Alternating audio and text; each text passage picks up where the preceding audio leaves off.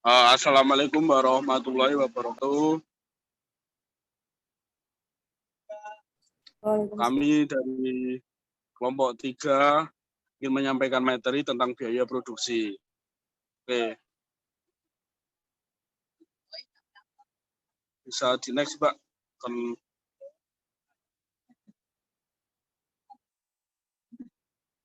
Oke, jadi nama anggota kelompok yang pertama ada Zidan Rizky dengan nomor NPM 21 10 10 30 30.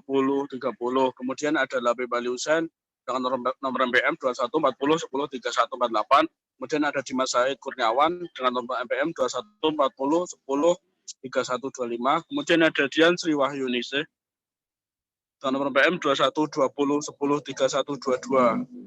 Kemudian ada Farah Nur Azizah dengan nomor NPM 21 20 10 3071. Kemudian ada Almira Ngasiti dengan nomor NPM 2120 10 3083. Oke, Mbak, bisa di next.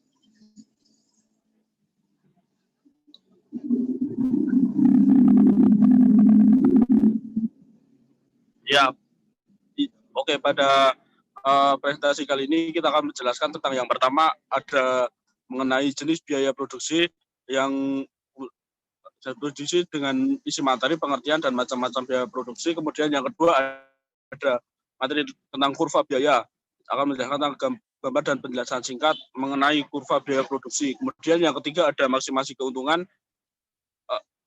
yang berisi tentang pengertian dan dari maksimasi keuntungan. Kemudian yang keempat ada skala ekonomis dan disekonomis yang berisi tentang perbedaan skala ekonomis dan disekonomis dalam bentuk tabel. Gimana?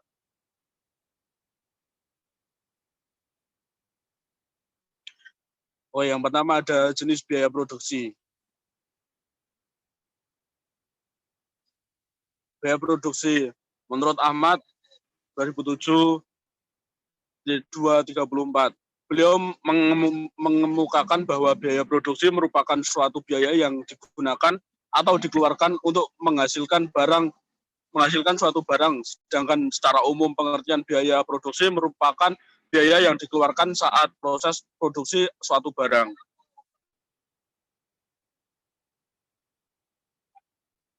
Jenis biaya produksi. Yang pertama, biaya bahan baku langsung. Biaya yang dikeluarkan untuk mendapatkan bahan baku utama yang nantinya menjadi elemen pembentuk produk yang akan dihasilkan. Misalnya pembuatan sebuah meja kayu, maka kita harus mengeluarkan biaya untuk mendapatkan bahan baku utama berupa kayu jenis tertentu. Kemudian yang kedua ada biaya tenaga kerja langsung. Biaya yang dipakai untuk memberi imbalan kepada para pekerja yang sudah terlibat secara langsung dalam proses produksi. Misalkan operator pabrik, maka perusahaan wajib memberikan upah kepada pekerja tersebut karena telah terlibat dalam proses produksi. Kemudian yang ketiga, biaya tenaga overhead pabrik. Biaya yang dikeluarkan untuk suatu hal yang tidak berkaitan secara langsung pada proses produksi. Contohnya biaya bahan penolong, biaya pemeliharaan, biaya tenaga kerja tidak langsung, dan biaya yang timbul karena adanya penyusutan.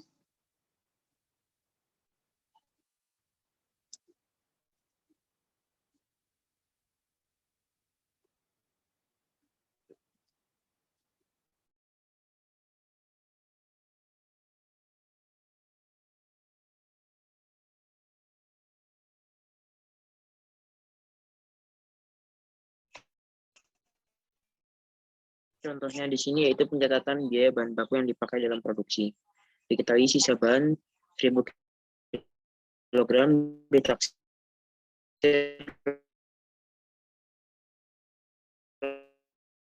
laku di 5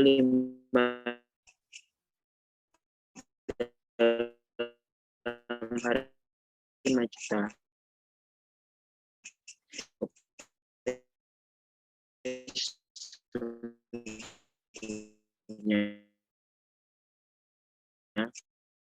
Dan hasil penjualan penghasilannya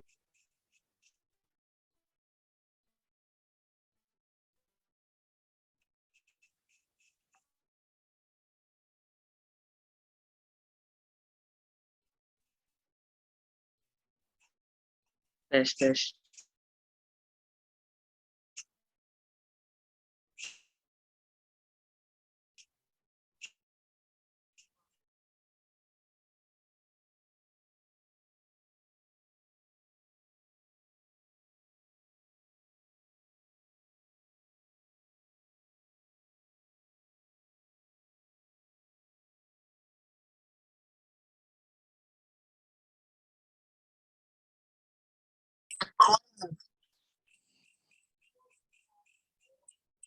Tes.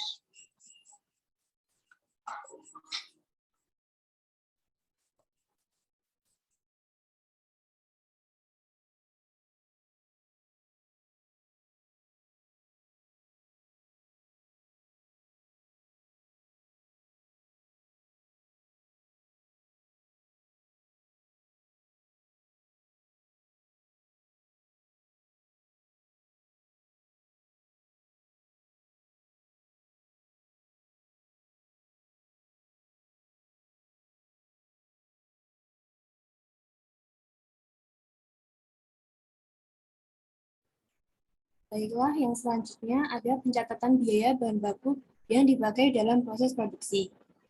Ketahui, sisa bahan 1.000 kg ditaksir laku dijual 5.000 per kilogram, terjual 500 per kilogram, Rp6.000 per kilogram. Penyerahan ke gudang persediaan sisa bahan 1.000 dikali Rp5.000 sama dengan Rp5 juta. Lalu hasil penjualan sisa bahan Rp5 juta. Pencatatan sebagai BOP sungguhnya kas atau piutang dengan 500 dikali 600 dengan hasil Rp3 juta. Penyesuaian hasil penjualan sisa bahan 500 dikali 5.000 dengan hasil Rp2.500. Penghasilan yang belum direalisasikan sebanyak Rp2.500. Untuk menyesuaikan hasil yang dikreditkan terlalu kecil, persediaan bahan baku sebesar Rp500.000. Kemudian hasil penjualan sisa bahan sebesar Rp500.000.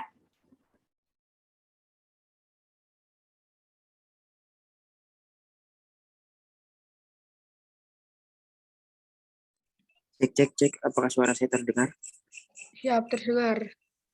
Ya, yang selanjutnya yaitu kurva biaya produksi. Next.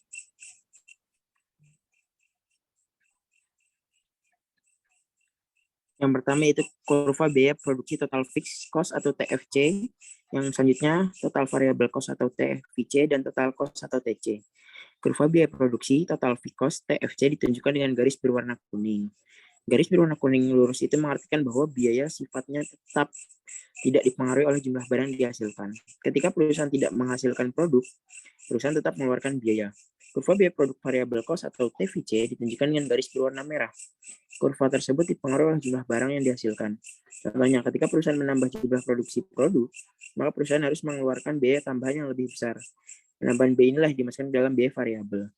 Nah, selanjutnya itu kurva biaya produksi total cost atau TC.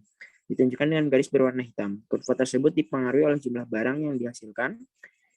Misalkan, kurva biaya produksi total cost atau TC letaknya berada di atas TVC dan TFC.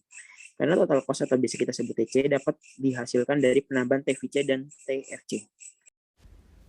Selanjutnya yang kedua ada kurva biaya produksi per unit produk barang atau kurva biaya produksi rata-rata. Pada kurva biaya produksi rata-rata, AFC ditunjukkan dengan garis berwarna biru. Kurva AFC menurun seiring dengan bertambahnya jumlah output atau Q. Kemudian kurva biaya produksi rata-rata atau AVC ditunjukkan dengan garis berwarna hijau.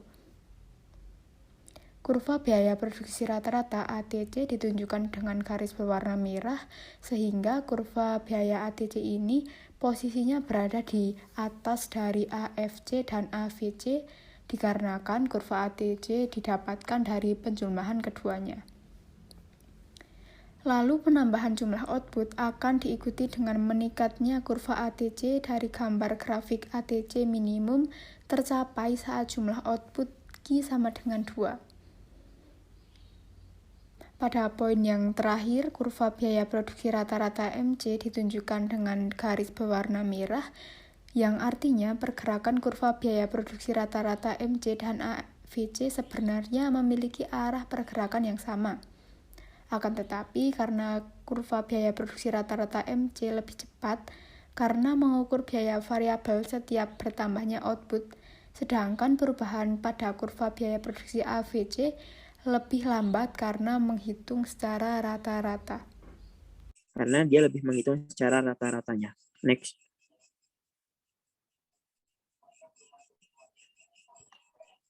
Maksimasi keuntungan. Next. Maksimasi keuntungan atau maximizing profit merupakan proses jangka pendek atau jangka panjang yang dimana suatu perusahaan dapat menentukan tingkat harga, input, dan output yang mengarah pada keuntungan tertinggi. Maksimasi keuntungan memiliki beberapa pendekatan, yaitu yang pertama, metode total revenue atau total cost, yaitu profit sama dengan pendapatan dikurangi beban. Dan yang kedua, metode marginal revenue atau marginal cost,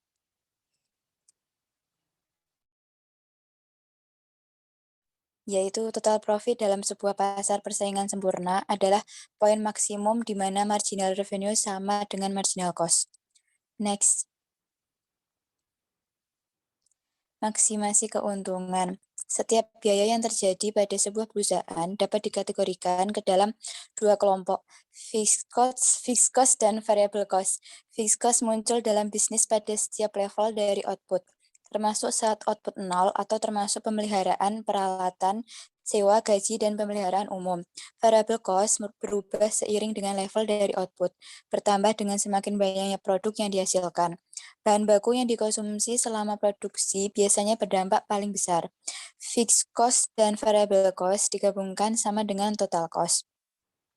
Untuk setiap unit yang terjual, marginal profit atau MP sama dengan marginal revenue atau MR dikurang marginal cost atau MC, sehingga jika marginal revenue lebih besar dari marginal cost, marginal profit hasilnya akan positif.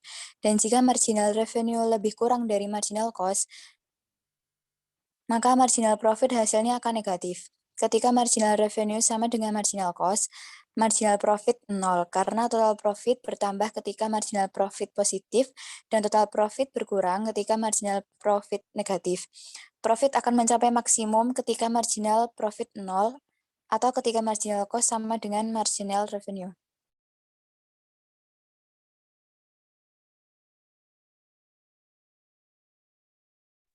Selanjutnya yaitu skala ekonomis dan disekonomis. Next. Perbedaan skala ekonomis dan skala disekonomis. Yang pertama yaitu definisi. Skala ekonomis merupakan menurunnya biaya produksi dibarengi dengan peningkatannya volume produksi. Sedangkan skala disekonomis merupakan kerugian ekonomi karena perusahaan meningkatkan produksinya. Kemudian berdasarkan efisiensi. Skala ekonomis memungkinkan terjadinya efisiensi biaya produksi. Sedangkan skala disekonomis terjadi ketika perusahaan telah mencapai efisiensi minimum, yakni titik rendah dari biaya rata-rata. Kemudian dari skala ekonomis, ukuran perusahaan berpengaruh pada pencapaian skala ekonomis karena perusahaan yang besar dapat menjual dengan harga yang rendah karena dapat membeli bahan baku dalam jumlah yang skala disekonomis sebelum mencapai titik rendah dari biaya rata-rata biasanya perusahaan mencapai skala ekonomis. Kemudian berdasarkan penyebabnya, skala ekonomis yaitu biaya-biaya tetap dalam produksi seperti biaya pembelian gedung, mesin, atau infrastruktur lainnya. Kemudian peningkatan hasil produksi menyebabkan perusahaan mengalokasi biaya tersebut ke dalam komponen biaya produksi per unit. Kemudian dari skala disekonomis yaitu perusahaan yang diproduksinya tidak dapat dibagi. Kemudian pencemaran yang berlebihan yang menyebabkan sanksi yang besar oleh pihak yang berwenang. Terus perusahaan yang keterlambatan produksinya dikenakan sanksi. Kemudian berdasarkan jenisnya. Yang pertama skala ekonomis internal. Perusahaan memanfaatkan potensi yang ada untuk menghasilkan keuntungan dari menghasilkan barang yang cukup banyak dan dijual dengan harga rendah. Lalu yang kedua skala ekonomis eksternal, yaitu keadaan ketika perusahaan tidak dapat mengontrol komponen yang terhubung langsung dengan bisnis seperti aturan pemerintah. Lalu dari skala disekonomis, yang pertama internal, kenaikan biaya rata-rata yang disebabkan karena faktor internal perusahaan yang ada tidak ada hubungannya dengan perusahaan lain. Yang kedua, skala disekonomis eksternal, itu kenaikan biaya per unit yang disebabkan oleh faktor eksternal. Contohnya, kenaikan harga input, eksternalitas negatif, dan sebagainya.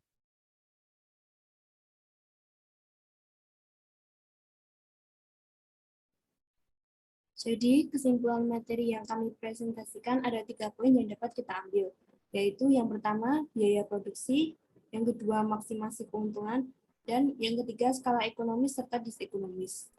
Pada poin pertama, kita telah belajar mengenai pengertian biaya produksi dan jenis-jenis biaya produksi. Kita juga telah membahas TFC, TFC, AFC, AFC, ETC, dan MC melalui kurva. Lalu poin kedua yaitu maksimasi keuntungan.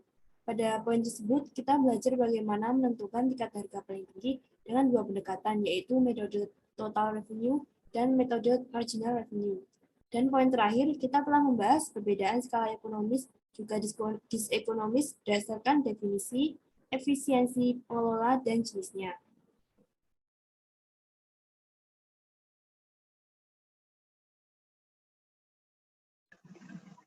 Ya demikian presentasi dari kelompok kita tentang biaya produksi.